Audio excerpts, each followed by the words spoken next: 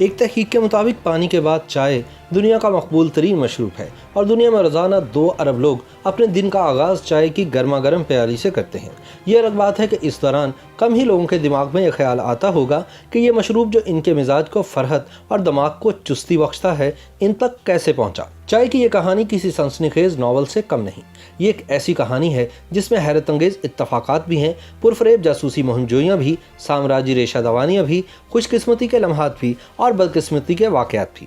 چائے کا آغاز کیسے ہوا اس کے بارے میں کئی کہانیاں مشہور ہیں۔ ایک کے مطابق قدیم چینی دیومالائی بادشاہ شینونگ کو صفائی کا اس قدر خیال تھا کہ اس نے تمام رعایا کو حکم دیا کہ وہ پانی ابال کر پیا کریں۔ ایک دن کسی جنگل میں بادشاہ کا پانی ابل رہا تھا کہ چند پتیاں ہوا سے اڑ کر دیگچی میں جا گری۔ شینونگ نے جب یہ پانی پیا تو نہ صرف اسے اس کا ذائقہ پسند آیا بلکہ اسے پینے سے اس کے بدن میں چستی بھی آ گئی۔ یہ چائے کی پتیاں تھیں اور ان کے فوائد کے تجربے کے بعد بادشاہ نے عوام کو حکم دیا کہ وہ اسے آزمائیں۔ یوں یہ مشروب چین کے کونے کونے تک پھیل گیا۔ یورپ سب سے پہلے 16ویں صدی کی ابتدا میں چائے سے آشنا ہوا جب پرتگالیوں نے اس کی پتی کی تجارت شروع کی۔ ایک صدی کے اندر چائے دنیا کے مختلف علاقوں میں پی جانے لگی، لیکن خاص طور پر یہ انگریزوں کو اس قدر پسند آئی کہ یہ گھر گھر پی جانے لگی۔ ایسٹ انڈیا کمپنی مشرق سے ہر قسم کی اجناس کی تجارت کی ذمہ دار تھی۔ اسے چائے کی پتی مہنگے داموں چین سے خریدنا پڑتی تھی اور وہاں اسے لمبے سمندری راستے سے دنیا کے باقی حصوں کی ترسیل چائے کی قیمت میں مزید اضافہ کر دیتی تھی۔ اس وقت سی پیک والا راستہ دریافت نہیں ہوا تھا۔ یہی وجہ تھی کہ انگریز شدت سے چاہتے تھے کہ خود اپنی نوآبادی ہندوستان میں چائے اگانا شروع کر دیں تاکہ چین کا پتا ہی کٹ جائے۔ اس منصوبے میں سب سے بڑی رکاوٹ یہ تھی کہ چائے کا پودا کیسے اگتا ہے اور اس سے چائے کیسے حاصل ہوتی ہے۔ سر توڑ کوششوں کے باوجود اس راز سے پردہ نہ اٹھ سکا۔ یہی وجہ تھی کہ ایسٹ انڈیا کمپنی نے اپنے ایک محقق رابرٹ فارچیون کو اس پرخطر جاسوسی مہم پر بھیجنے کا فیصلہ کیا۔ اس مقصد کے لیے اسے چین کے ان علاقوں تک جانا تھا جہاں شاید مارکو پولو کے بعد کسی یورپی نے قدم نہیں رکھا تھا۔ اسے معلوم ہوا تھا کہ فوجیان صوبے کے پہاڑوں میں سب سے عمدہ کالی چائے اگتی ہے، اس لیے اس نے اپنے راہبر کو وہیں کا رخ کرنے کا حکم دیا۔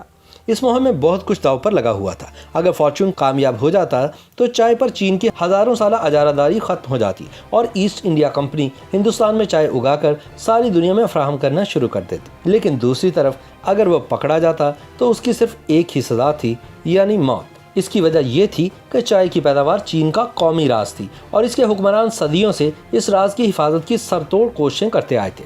ایسٹ انڈیا کمپنی نے اسے خاص طور پر ہدایت دے رکھی تھی کہ بہترین چائے کے پودے اور بیج ہندوستان منتقل کرنے کے علاوہ آپ پر یہ فرض عائد ہوتا ہے کہ آپ اس پودے کی کاشت اور چائے کی پتی کی تیاری کے بارے میں ہر ممکن معلومات حاصل کر کے لائیں تاکہ انہیں بروئے کار لا کر ہندوستان میں چائے کی نرسریاں قائم کرنے میں ہر ممکن مدد مل سکے۔ اس کام کے لیے معاوضہ اسے 500 پاؤنڈ سالانہ ادا کیا جانا تھا۔ اگرچہ فارچون تربیت یافتہ ماہر نباتیات تھا لیکن یہ کام بہت مشکل تھا۔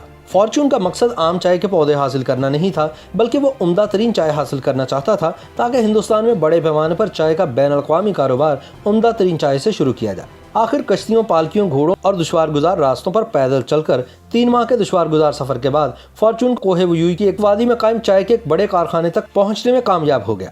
اس سے قبل یورپ میں سمجھا جاتا تھا کہ سبز چائے اور کالی چائے کے پودے الگ الگ ہوتے ہیں، لیکن یہ دیکھ کر فارچون کی حیرت کی انتہا نہ رہی کہ دونوں اقسام کی چائے ایک ہی پودے سے حاصل کی جاتی ہے۔ اصل فرق دونوں کو سکھانے اور پکانے کے طریقوں میں ہے۔ فارچون یہاں چائے بننے کے ہر مرحلے کا گہرا مگر خاموش مشاہدہ کرتا رہا اور نوٹس لیتا رہا۔ اگر اسے کسی بات کی سمجھ نہیں آتی تھی تو وہ اپنے راہبر کی وساطت سے پوچھ لیتا تھا۔ فارچون کی محنت رنگ لائی اور بالآخر وہ حکام سے بچا کر چائے کے پودے، بیج اور چند مزدور بھی ہندوستان سمگل کرنے میں کامیاب ہو گیا۔ ایسٹ انڈیا کمپنی نے اس کی نگرانی میں آسام کے علاقے میں پودے اگانا شروع کیے اور یوں چین کا یہ قومی خزانہ سمگل ہو کر یورپ اور ہندوستان تک پہنچ گیا۔